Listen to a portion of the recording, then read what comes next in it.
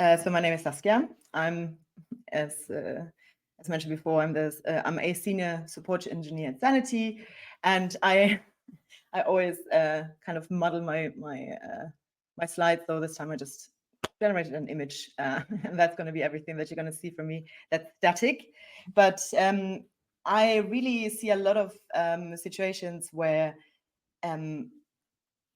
when people ask me for certain solutions and stuff, where people build themselves into a corner when it comes to needing to update and change and edit stuff as a developer, instead of having that be done by editors themselves, for example, or admins in the studio. And so I would like to show you a couple of things that you could do to limit your own future involvement in those things. So let's go into my demo studio. I built a small little thing here, so with different branches, as you can see also in the repo that I just shared, where one of the first things that I always make people reconsider is lists, right? Everybody knows how to generate a list. Usually when you have a list in Sanity that has predefined options, you have to define hard code them in your code, and that can mean that every time something has to be changed, edited, you will have to do this in here. And because the values of can change as well, then it can be a little bit of a daunting thing to update everything as is. So what can you do to change this? So instead of having these kind of boring lists, you can actually build dynamic lists and customize them to a very high degree. And this, for example, is one solution that I have, where each of these options is actually a document, a list option document that can be edited, changed. You can change the order of things, and there's a lot of things that can be added on top, which I will go into later on. But this is one of the first things that you can always do, is instead of having static lists or static options in any part, right? You can always have a document that is being pulled in instead, right? And this is just a small change where you actually have an empty list, and then in a input you fetch and listen, in this case, all the list options, and then pass them down to your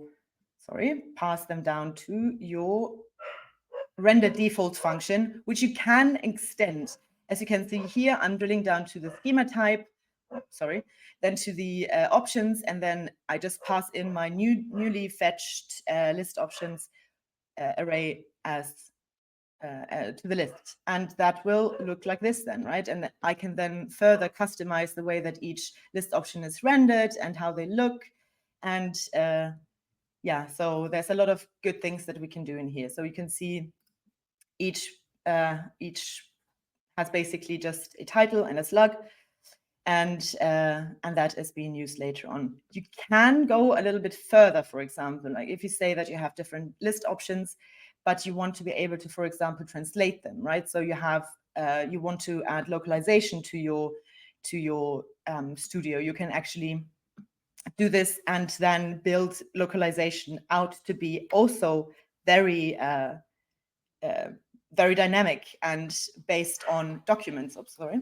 So if you then took the same approach with list options and created languages, you can then add different languages, and those can be used throughout the whole studio, right? So you don't have to be limited to only having languages as strings in your different plugins, right? So in this case, I have document and field level internationalization. As you can see, we have now pages in different languages, and if we go into one, the boring lists actually stay the same, right?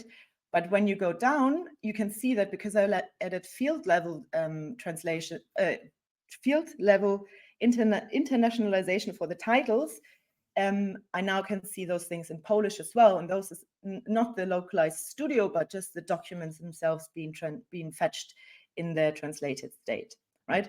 So this is really one of those easy things that you can do. And then to make sure that people know where to do those, you can add intent links or intent buttons that would guide you directly to the settings documents, right? So now we have list options, we have languages, and the shebang, right? You can even go one step further now and say, oh wait, no, let me show you something else. Oh, it doesn't really matter. I will show you here. So if we wanted to go a step further, and for example, say we have markets too. So we have different markets in which a company is active. We now can add market documents as well, and market documents could just be, in this case, those 3 markets that we have, and each of those has a language array, which then has the references to the language documents, right? That's very cool because now we can do a lot of different things from within the studio itself. And one really, really cool thing is that we can fetch the markets before the studio is loaded. And then each market is going to be built out into its own workspace and have its own custom structures. Why is it not working now? Has its own custom structures. So as you can see here, this is the default workspace. It has all the languages, and then it has we also have different abilities to only access each language document. But now when we go into, for example, into Canada as a market, we now have pages for Canada, which will only have the pages that are which have the language that is referenced in the Canadian market, right? So that's also very useful. And what we also have the ability now, when we go back here, just to make it clear what we can do, if we go into a language and just generate a new one. So let's do Spanish. Oops. And do yes and publish. You will see that we now will get if we go into a localized, oh no, sorry, into a list option, for example, that has list fields, right? I have to reload. That has field level translations. We can see that the Spanish field is automatically added, and you can then also go in and translate it via AI Assist. Now we can also use the new language Spanish in markets, and then within our workspaces, this new language will be added as for the document level translations as well, right? So this is really cool. They can do this all by themselves. We don't have to do anything because we've set it up so that each time the studio loads, you pass it down to the structure, but you also pass it down to each different workspace. And the code is pretty gnarly in this regard, because we would have to go. It becomes pretty gnarly when we start having when we have top level awaits and fetch different things from the back end, and then pass in and build dynamic structures and pass in dynamic plugin configs. But it's all very possible, right? So there's a lot of things that we can do within this approach. Now, when we want to even go further than this and add some more personalization, we can actually do this pretty easily as well. So in this studio, this is like this branch in the repository as well has a lot of goodies, right? So I'm just going to go through some of the things that we now have on top, right? I've added a person document type that takes each user the first time they log into the studio and creates a document for them. The studio person documents have different fields that are pulled in from the current user. So the Sanity user ID, the profile image, and the name. which is very cool because now you can also ask people to give them their current user ID if something goes wrong, right? So it's all visible for the editors as well, although they're read only, right? Because they're done within that. But now you also can add bookmarks, which are just references to documents, and you can also set languages for each different user that you have, right? This is my current one. And based on this, you can do a lot of cool things. One is go into this and just have a list of all your bookmarks, which is very useful.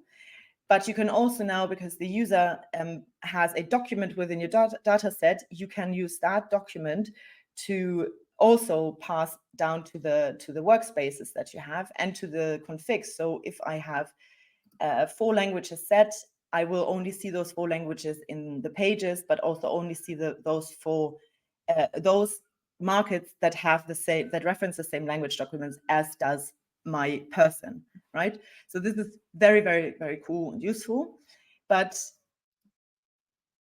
I also like having things ready at the go, right? So let's go into one of those page documents.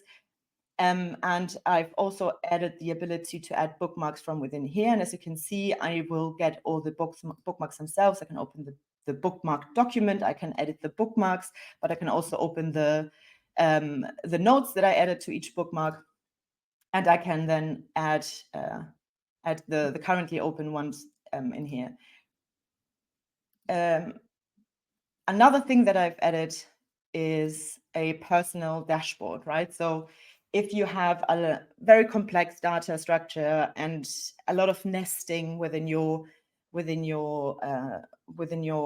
document types, or a very complex taxonomy, right? It's nice to have things at the ready for each person. So if you would have that tool as your main, as your default tool in the studio, you can then see all your bookmarks, which can be the documents that you want to work on next. You have they have the bookmarks that you can then go to, right? So you can open each one, and then this one is what is very, very useful. So to be able to organize things or to understand how things are built together. So for example, you can see that you have you fetch all the languages within your data set. Wait a minute, reload this so Spanish shows up as well. So now we have Spanish here as well. And you can see which market has this language set, but you can also see which your languages are.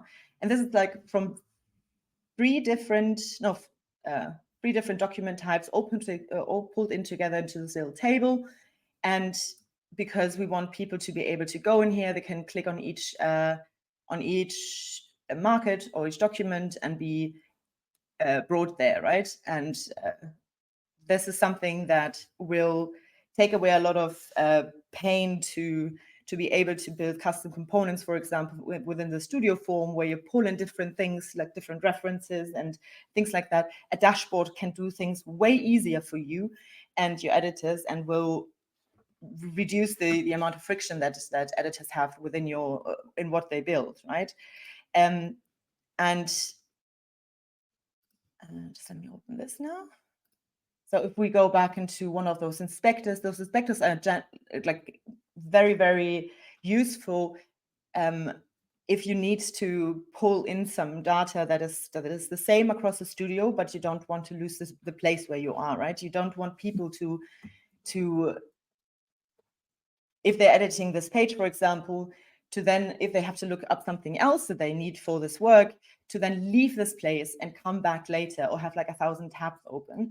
And so what you can build are things based on the same logic as the whole desk structure. And for example, edit the bookmark, but it just will open the bookmark document to the right, and you won't lose your place within the document that you've been working in, right? Same goes for things like documentation. Inline documentation can be built in this way, right?